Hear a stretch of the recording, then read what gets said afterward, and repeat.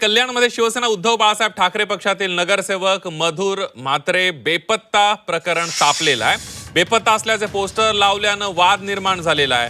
Poster लावणाऱ्या ठाकरे गटाच्या पदाधिकाऱ्यांविरोधात Kolshewadi police ठाण्यामध्ये मधुर म्हात्रे यांच्या वडिलांनी तक्रार दाखल केलेली आहे। ठाकरे गटाच्या कार्यकर्त्याचा मृत्यू झाल्यानंतर हा विषय अधिकच गंभीर बनलाय। बेपत्ता नगरसेवक मधुर म्हात्रे यांचे वडील उमेश म्हात्रे आणि पोलिसांच्या दबावामुळे मृत्यू झाल्याचा आरोप करण्यात आलेला आहे।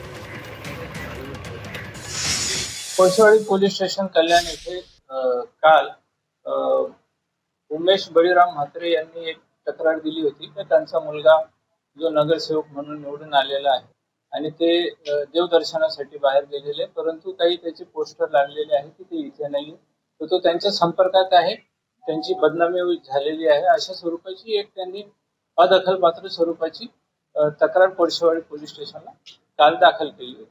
त्या अनुषंगाने ही तक्रारीची शहानिशा करा अशा स्वरूपाचा एक तक्रारी अर्ज आज आमच्याकडे प्राप्त झालेला आहे।